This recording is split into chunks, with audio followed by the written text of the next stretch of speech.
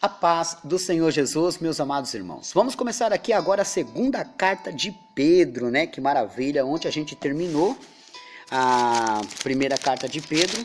E a segunda carta de Pedro, ela só tem aqui, se eu não me engano, 3 capítulos, né? Mas a gente vai aqui fazer a vontade do Senhor. Vamos lá? Segunda Pedro, né? O capítulo 1, vamos lá? Simão Pedro, servo e apóstolo de Jesus Cristo, aos que conosco alcançaram fé igualmente preciosa pela justiça do nosso Deus e Salvador Jesus Cristo.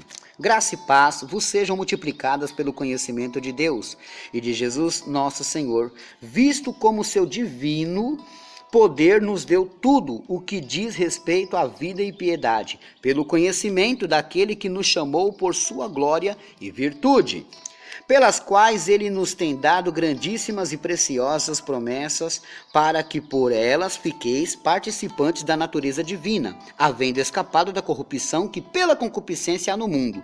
Esse versículo 4 eu já preguei muitas vezes, mas é necessário eu explicar isso para você de novo. 2 Pedro 1,4. Olha que lindo versículo. Gente, ele é rico. Esse versículo é rico. Só nesse versículo dá para você pregar mais de 1 hora. Olha só. Pelas quais ele nos tem dado grandíssimas e preciosas promessas.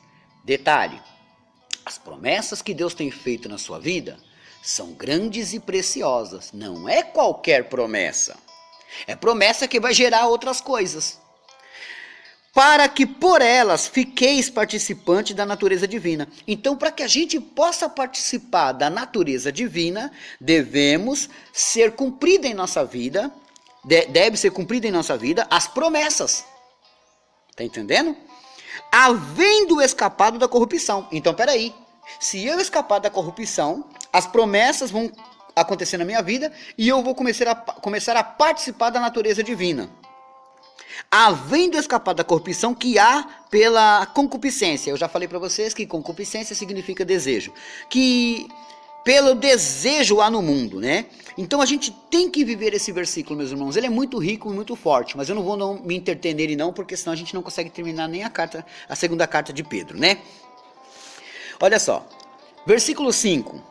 E vós também, pondo nisto mesmo toda diligência, acrescentai à vossa fé a virtude a ciência, e a ciência a temperança, e a temperança a paciência, e a paciência a piedade, e a piedade ao amor fraternal, e ao amor fraternal a caridade.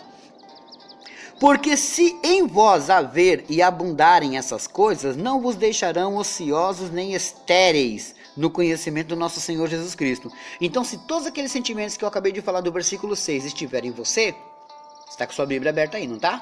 Dá uma olhadinha de novo. Se essas coisas abundarem, crescerem dentro de você, você não vai ser uma pessoa estéril, né? Vamos falar o que é esterilidade. Esterilidade é uma pessoa que não pode gerar.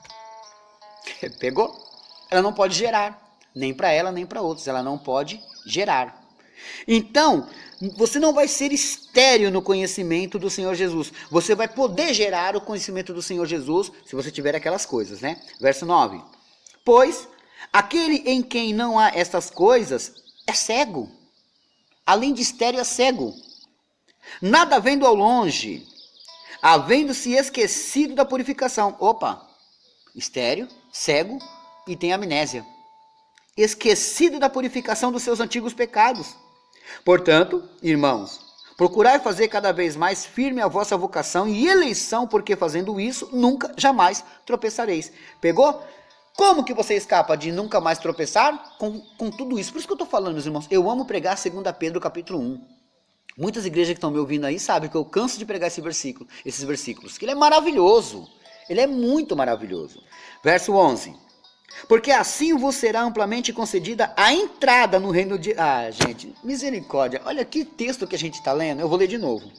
Se você fizer tudo aquilo que nós estamos lendo aqui, no verso 11 ele diz assim, ó, porque assim vos será amplamente. A porta vai abrir, concedida a entrada no reino eterno de nosso Senhor Jesus Cristo.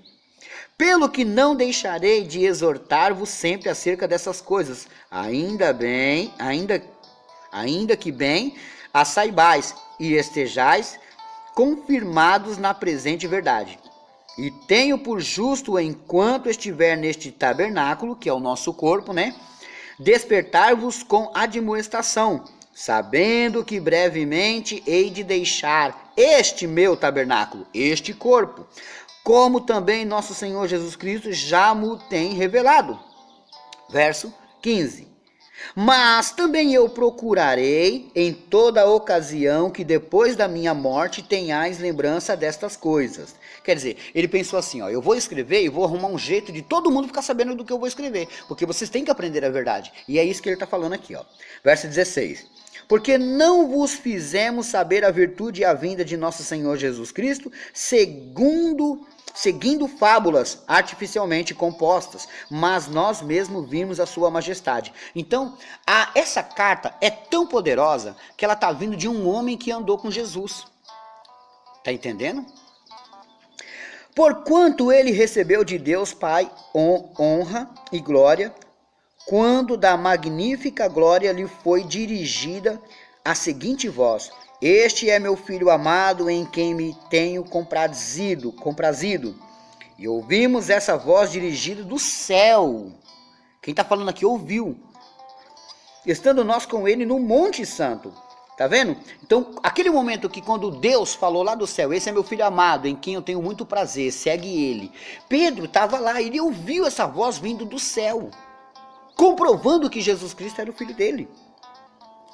Verso 19.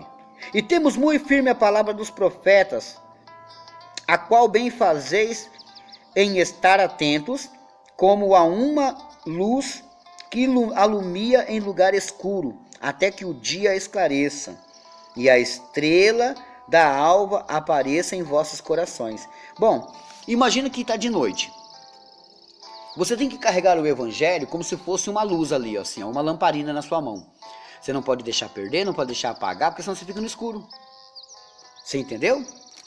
Às vezes as pessoas não conseguem compreender isso. Não conseguem. Como é rico esse texto, meus irmãos.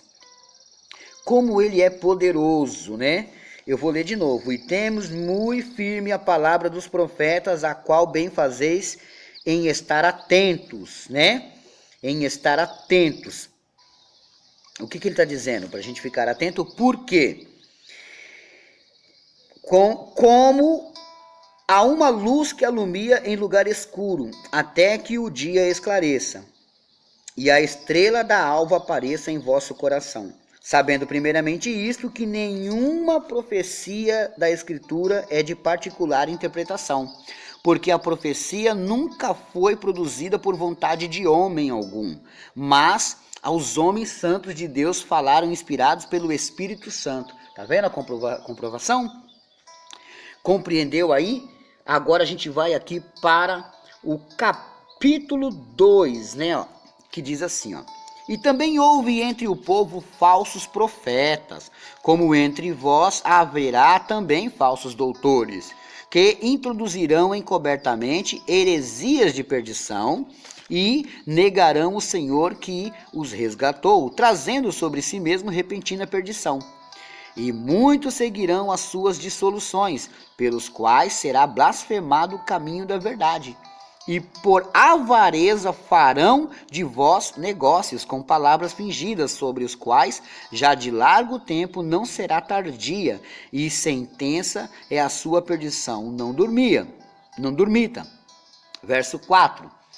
Porque se Deus não perdoou os anjos que pecaram, mas havendo-os lançado no inferno, os entregou às cadeias da escuridão, ficando reservados para o juízo. Deus vai soltar eles no juízo, aí vamos ver o que vai acontecer, né? E não perdoou ao mundo antigo, mas guardou a Noé, pregoeiro da justiça, com mais de 7 pessoas, a trazer o dilúvio sobre o mundo dos ímpios, e condenou a subversão as cidades de Sodoma e Gomorra, reduzindo as cinzas, pondo-as para exemplo aos que vivessem impiamente, e livrou o justo Ló, enfadado da vida dissoluta dos homens abomináveis, porque este justo, habitando entre eles, afligia todos os dias a sua alma justa, pelo que via e ouvia sobre as suas obras injustas. Assim, sabe o Senhor livrar da tentação os piedosos e reserva os injustos para o dia do juízo, para serem castigados, né? Olha aí, nós paramos aqui no versículo 9, né? E amanhã a gente continua esses versículos aqui, né?